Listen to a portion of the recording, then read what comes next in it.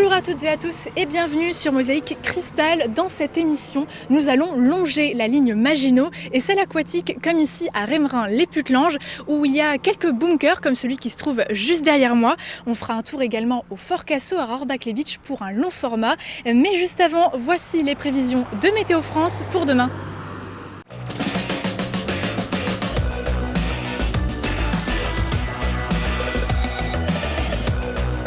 Roulez malin, prenez les transports en commun avec Cabus. Avec le Crédit Mutuel, partenaire des grands événements sportifs.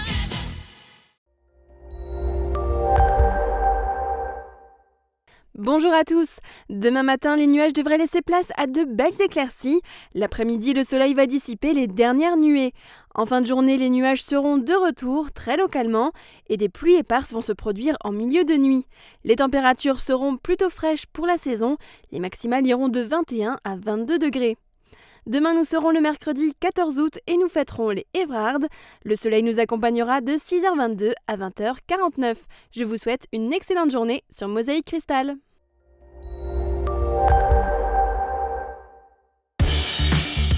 Cent fois, 1000 fois, je vous ai renvoyé la balle.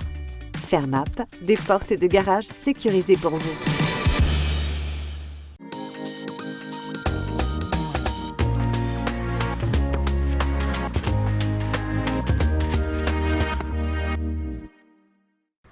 Et on quitte la ligne Maginot aquatique pour s'intéresser maintenant à une forteresse qui se situe à 25 mètres sous terre, le Fort Cassot. Découvrez avec Flora le quotidien des soldats du fort à Rohrbach-les-Bitches. C'est parti!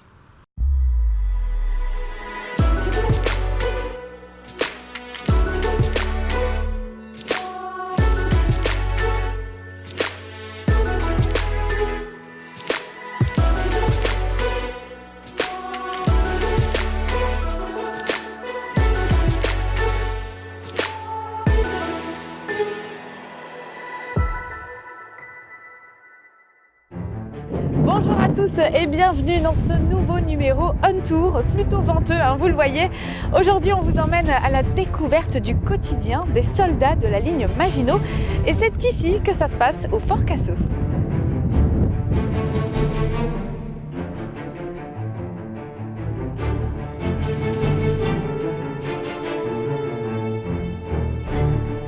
Et pour démarrer la visite, il faut d'abord descendre 25 mètres sous terre.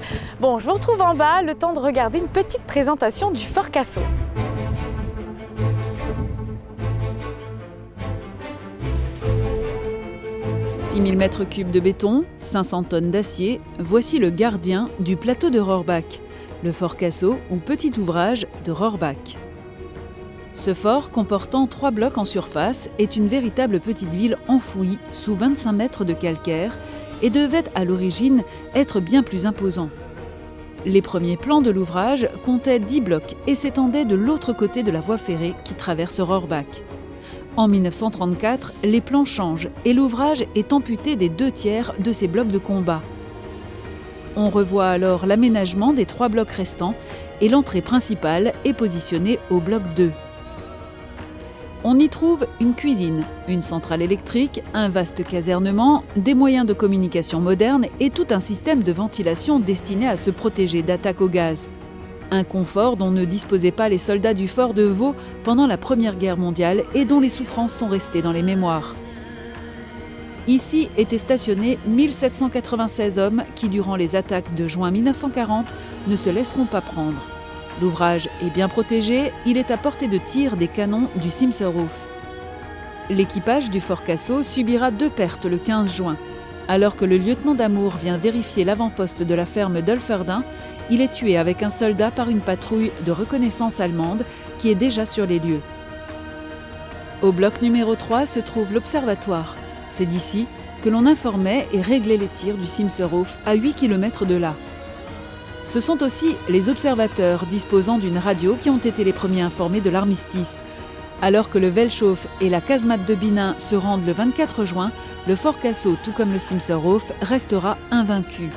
Il cessera le feu sur ordre du gouvernement le 25 juin à minuit 30. Depuis 1989, une poignée de bénévoles travaille à la rénovation, l'entretien et la sauvegarde de ce patrimoine militaire. On y assiste aussi chaque année au mois d'août à une reconstitution historique. Le Fort Cassot est devenu l'attraction touristique de Rohrbach.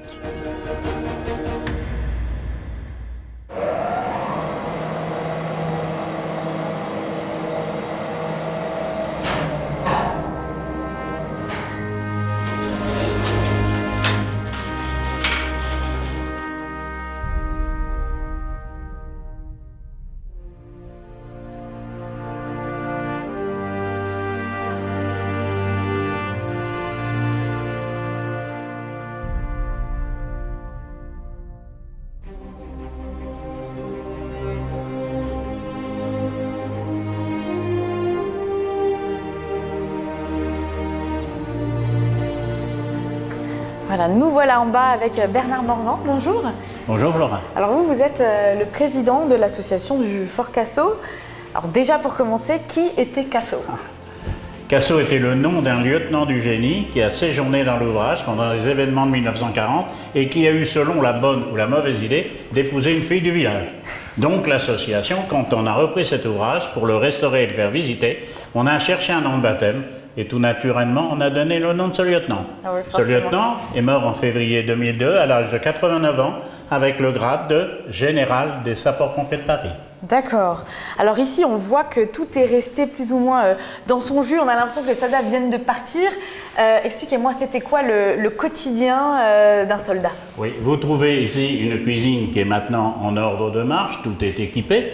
Effectivement, comme à l'époque, le but de l'association étant de revivre l'ouvrage comme il était à l'époque.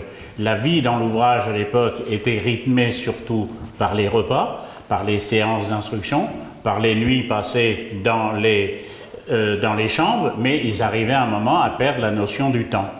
Donc c'était surtout les repas qui rythmaient la vie dans l'ouvrage. Et on mangeait plutôt bien dans cette cuisine ou pas vraiment? On mangeait bien et vous pourrez voir les menus de la première semaine de janvier 1940 qui sont affichés là-bas. Et vous verrez que la nourriture était très riche, surtout pour compenser donc cet effet d'être sous terre, d'être enfermé, cet effet pour le que moral. l'on pouvait appeler à l'époque la bétonite. C'était une maladie. Effectivement, ça ne devait pas être facile. Alors grâce à l'association, maintenant on peut visiter le fort, mais on peut aussi participer à plein d'animations en fait. On essaye d'animer le fort en dehors de ses visites traditionnelles, effectivement, tous les ans. Depuis l'année dernière, on s'est lancé dans des escape games. Donc, pour la nuit des musées au mois de mai, on refait cette année un escape game. Et pour les journées du patrimoine de septembre, on fera certainement encore un escape game, groupé avec une visite d'un bloc, comme on a fait l'année dernière, et on a remporté un grand succès. Il y a également une opération qui est une opération conjointement avec la commune, où on fait une course tous les ans, qui s'appelle la Rohrbachoise, à travers le Fort Cassot. Donc le but est de rentrer par un bloc, celui qu'on a été voir tout à l'heure, de descendre 104 marches, de courir 600 mètres dans les galeries et de remonter 145 marches. Super. Tout ça au milieu d'une course de 10 km. C'est pas mal. Et nous organisons tous les ans 2 journées où on se consacre à des reconstitutions historiques, des mémoires de guerre, et nous allons en faire 2 jours à la fin du mois de juillet. Et forcément, tout ça, ce ne serait pas possible sans l'association. Bien sûr. Et puis, l'association n'est pas en reste quand il s'agit aussi de remonter ses manches, notamment pour des travaux. Regardez. Tout a commencé avec un peu de nettoyage et de peinture il y a 30 ans.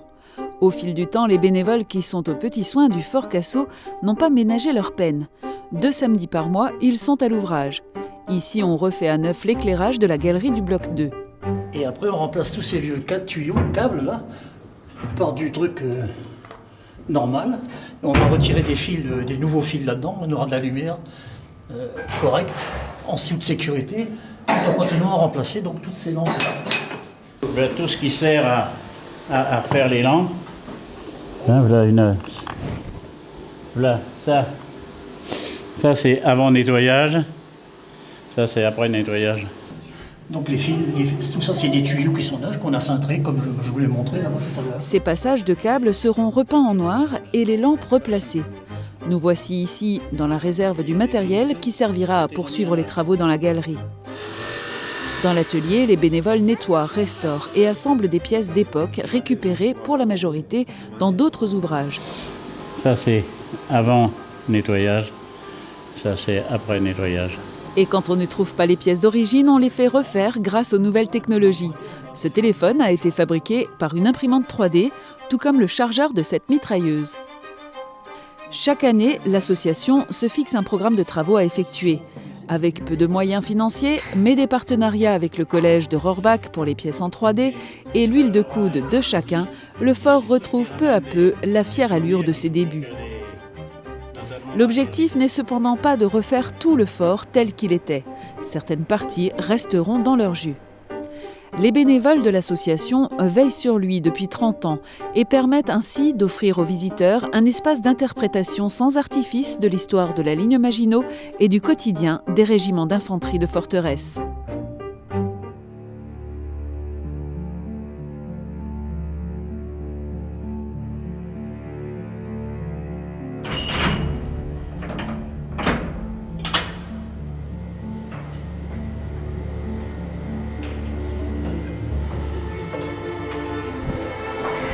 Ah voilà, je suis maintenant avec Bertrand Klein. Bonjour. Voilà, bonjour. Alors vous êtes un membre de l'association des Amis du Fort, c'est ça? Voilà. Expliquez-moi, on se trouve où là? Alors là, on est à l'étage intermédiaire de cette tourelle arme mixte. Donc ici se tient en principe le chef de poste. Oui. L'officier est là. Il a devant son œil un périscope qui lui permet de regarder à l'extérieur. Il peut donner les ordres aux gens qui se trouvent là-haut. Il peut donner les ordres aux gens qui se trouvent en bas, soit par des porte-voix, mais le plus simple, c'est les transmetteurs d'ordre. D'accord, et c'est un outil indispensable. C'est un outil indispensable parce qu'ici, il règne quand même un bruit infernal. Quand c'est en activité, quand on effectue des tirs, on n'arrive plus à communiquer avec la voix. Donc, on utilise des transmetteurs d'ordre comme sur un navire. Pour communiquer à chaque étage. En haut et en bas. Et alors, actuellement, est-ce que cette tourelle, elle fonctionne encore? Cette tourelle, elle fonctionne parfaitement. C'est-à-dire comme à l'époque. On pourrait la monter, la sortir? On peut la monter, on peut la sortir, on peut la tourner sur 360 degrés. Génial, est-ce qu'on peut essayer? On peut essayer. Bon, c'est parti, je vous suis. Allez, on redescend.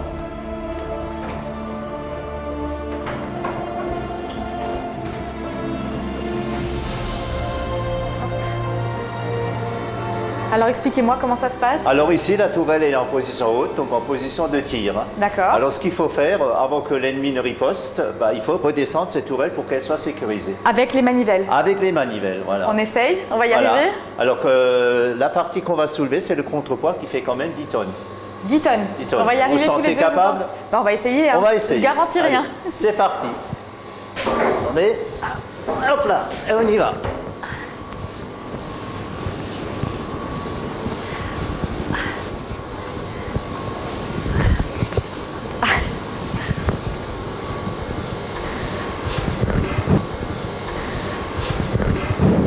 Ça y est. Bon, c'est pas évident, il faut être quand même costaud. Voilà, mais vous voyez que 2 soldats, à l'époque, étaient tout à fait capables de monter cette tourelle rapidement. De 10 tonnes, impressionnant. Mais alors vous êtes bénévole à l'association des Amis du Fort. C'est ça. Pourquoi pour vous c'est important de préserver ce patrimoine? Déjà, l'histoire, c'est quelque chose d'important. L'histoire, il ne faut pas oublier son histoire. Et il faut transmettre aux générations futures toute cette histoire qu'on a oubliée, qui ne figure pratiquement plus dans nos manuels scolaires. Et à mon avis, il faut en parler de plus en plus. En fait, vous êtes un passionné aussi. Moi, je suis passionné, voilà. Je suis passionné. Et c'est important de transmettre ça. C'est très important de transmettre tout ça, voilà. C'est simplement dommage qu'on ne prête pas plus d'attention à notre patrimoine. Mais en tout cas, merci pour cette visite et cette démonstration. On s'en souviendra. Voilà. Merci beaucoup. On va s'intéresser maintenant à autre chose dont on n'a pas encore parlé. C'est l'emblème de toute troupe militaire, le fanion. Allez, on vous emmène à la découverte de celui du Fort Cassot. Donc en fait, le fanion, l'ouvrage de Rohrbach, qu'on connaît communément sous le nom de Fort Cassot, a une histoire très particulière. À savoir que lors de la réédition de l'ouvrage le 30 juin 1940, au soir, le commandant d'ouvrage a décidé de fragmenter le fanion en autant de morceaux qu'il restait de membres d'équipage dans l'ouvrage. Cela afin que chacun des membres d'équipage de l'ouvrage puisse conserver un bout de France dans sa poche durant sa captivité. Et donc le commandant d'ouvrage, le capitaine de Saint-Ferjeux, a décidé de conserver le fragment central qui représente en fait un trèfle à 4 feuilles avec au-dessus une tourelle caractéristique de la ligne Maginot. Donc ce fragment qu'on présente ici est en fait une reconstitution que la famille de Saint-Ferjeux nous a remise en 2006 lors de l'inauguration en fait d'un chemin piéton sur les dessus de l'ouvrage qui est le chemin Paulet de Saint-Ferjeux. Mais le moteur, il alimente quoi? Enfin, je comprends pas. Au bout de ce moteur, Ouais. il y a une génératrice D'accord. qui va produire le courant pour alimenter l'ouvrage. D'accord. Et Donc ça il y va. a un seul moteur a besoin de fonctionner. Il y a toujours un moteur en route et un moteur qui est en entretien. D'accord. Et ça, c'est quoi ça? Ça, c'est, puisque ça fournit de l'électricité, tu as ici tous les tableaux électriques pour la redistribution de l'ensemble de l'ouvrage.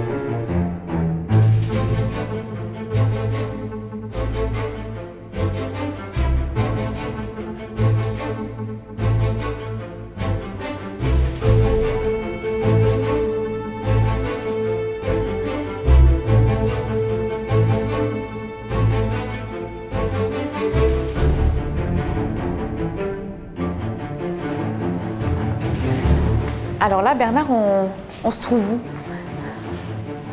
On se trouve dans un type de chambre pour soldats, c'est une chambre lit hamac. D'accord. Il y a au total 26 hamacs là-dedans. En fait, les soldats, ils partageaient tout. On voit un petit peu leur quotidien. Et d'ailleurs, ils ont même aussi fêté Noël ensemble. Effectivement, Noël 1939 a été fête dans cette pièce.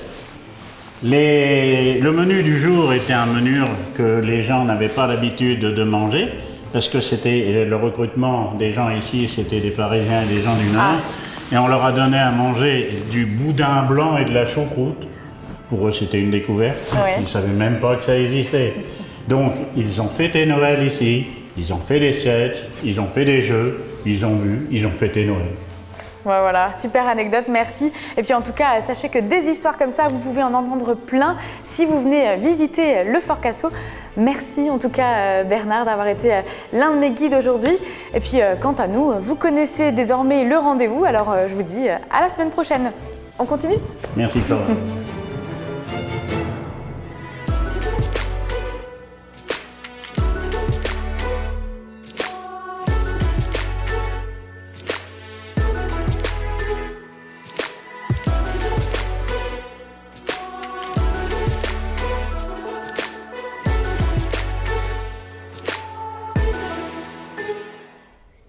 Juste après la pub, focus sur les soldats du feu. On va mouiller le maillot avec les sapeurs-pompiers de Beach, car leur métier demande une bonne préparation physique. A tout de suite. L'assainissement avec le SDEA, des professionnels au service de tous au pays de Beach.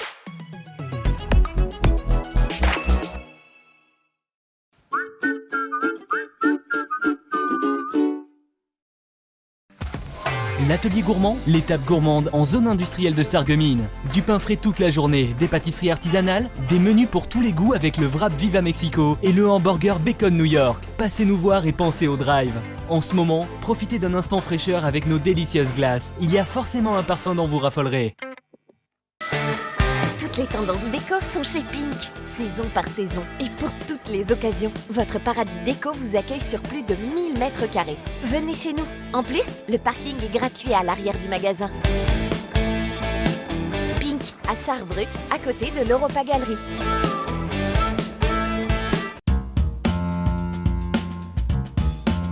Ne cherchez plus, le roi des vins est à Stirin-Wendel.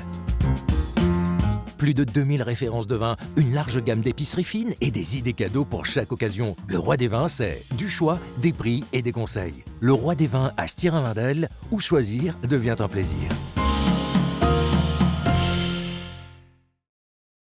Gérard est l'heureux propriétaire de ce scooter électrique. Moderne, pratique et confortable, il lui a rendu l'autonomie en toute sécurité. Avoir un scooter, c'est super! Redécouvrez le plaisir de vous déplacer. AVS Médical vous propose une dizaine de modèles adaptés à vos besoins. Venez les essayer dans nos boutiques. AVS Santé, notre métier, vous accompagner. L'acteur principal, hein. Waouh, le charme! Vous n'avez rien remarqué? Ouais, oui, c'est vrai, moi aussi. Pourtant, Nadine est équipée de 2 appareils auditifs. C'était lui le mieux dans le film. À la passion de l'audition, nos appareils allient discrétion et efficacité.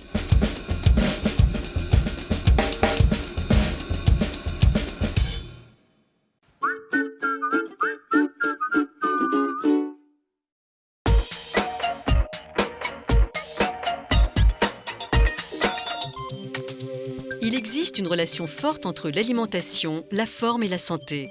L'étude sur la santé de ceux qui entreprennent, menée par la Fondation MMA des entrepreneurs du futur, le démontre. Son président, Hervé Frapsos, nous donne des précisions. L'entrepreneur est occupé, il manque de temps. Près d'1 sur 2 trouve qu'il est difficile de s'alimenter lorsque la charge de travail est importante. On nous parle beaucoup de la relation entre l'alimentation, la forme et la santé. Pourtant, des principes simples existent pour trouver l'équilibre alimentaire, rester concentré et performant.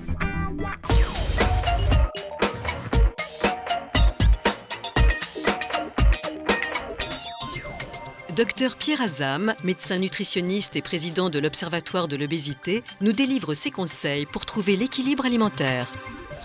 Notre alimentation repose sur des points clés essentiels, 3 repas par jour, très important, petit déjeuner, déjeuner, dîner avec éventuellement une collation.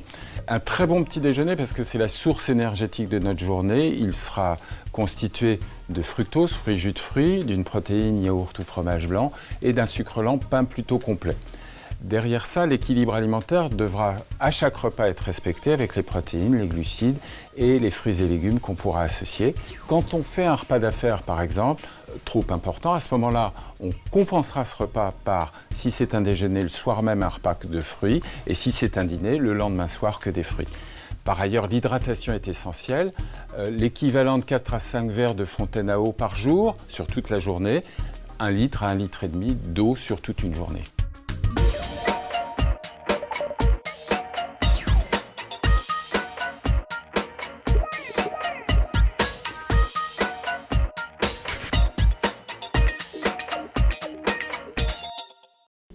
Michel et Léa sont sapeurs-pompiers au centre d'incendie et de secours de Bitche. Formés chez les jeunes sapeurs-pompiers, les 2 nouvelles recrues montrent un réel intérêt pour la profession.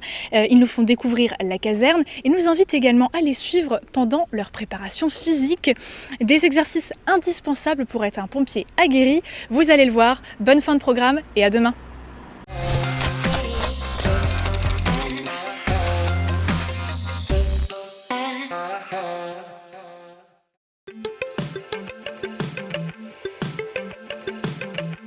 Bonjour, moi c'est Michel. Bonjour, moi c'est Léa. On est pompiers ici à Bitche et on va vous présenter la caserne.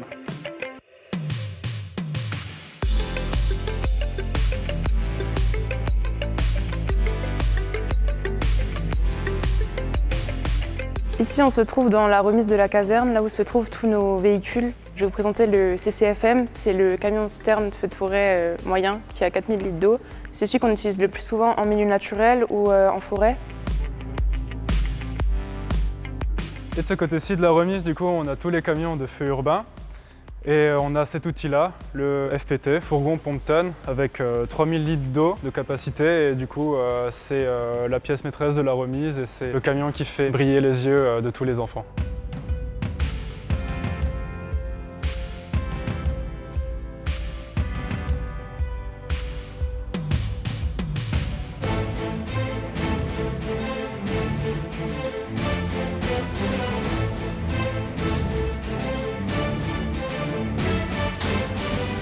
Les pompiers s'entraînent physiquement toute l'année et passent un test sportif par an, dont un exercice que je vais vous montrer tout de suite.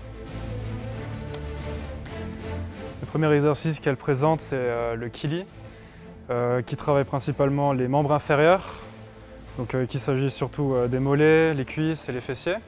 Cet exercice sert principalement pour se déplacer en règle générale, puisque les membres inférieurs sont les muscles les plus puissants du corps.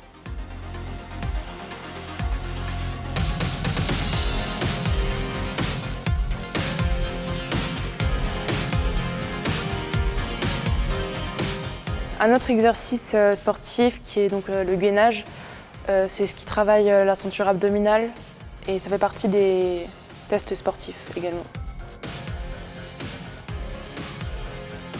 L'un des autres exercices phares qu'on a ici pour les ICP, c'est le lutte léger. On s'en sert du coup pour travailler le cardio. C'est pour être endurant en intervention et pour pouvoir enchaîner plusieurs actions à la suite en intervention. Attention pour le départ. C'est parti. Début du test.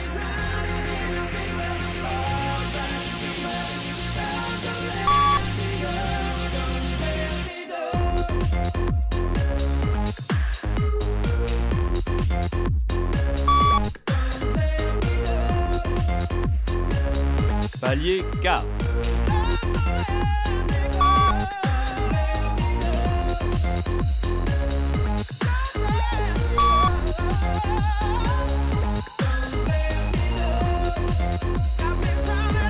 « 45 secondes.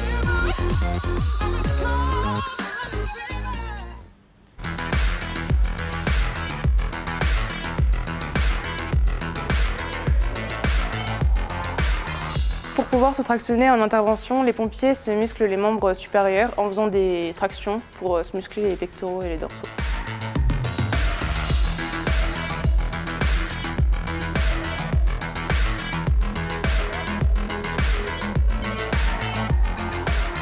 Ici, l'exercice de la planche qui représente un pompier qui se rattrape en cas de chute.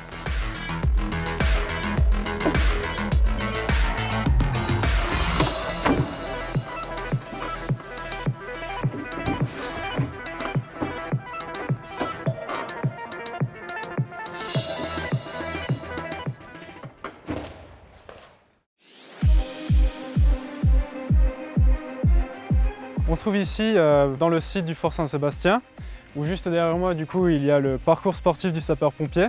C'est un parcours dans lequel on s'entraîne en général pour le challenge, donc départemental, régional et national, dans lequel d'ailleurs Beach a l'habitude de se qualifier. On retrouve en général tout ce qui est utilisé dans les interventions, comme par exemple... Tirer le dévidoir, porter des charges lourdes, sauter, se baisser, tout ça. Et on va faire une petite démonstration.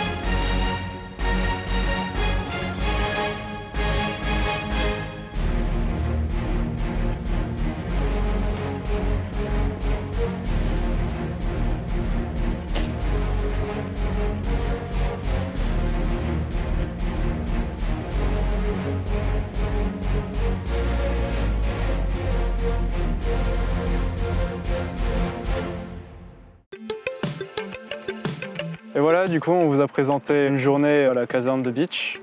Quand j'étais petit, je voulais commencer jeune sapeur-pompier simplement parce qu'il me fallait une activité. Et à la télé, les pompiers, c'était toujours la représentation des personnes qui étaient fortes et courageuses. Je me suis dit que ce serait pas mal d'essayer de leur ressembler, peut-être. Moi aussi, j'ai commencé en étant jeune sapeur-pompier, donc j'ai suivi les pas de ma grande sœur qui m'en a beaucoup parlé. Donc j'ai commencé et les 4 années de JSP, ça a abouti à être au final pompier et donc ça me plaît bien. Donc je compte continuer pour l'instant, tant que je le peux.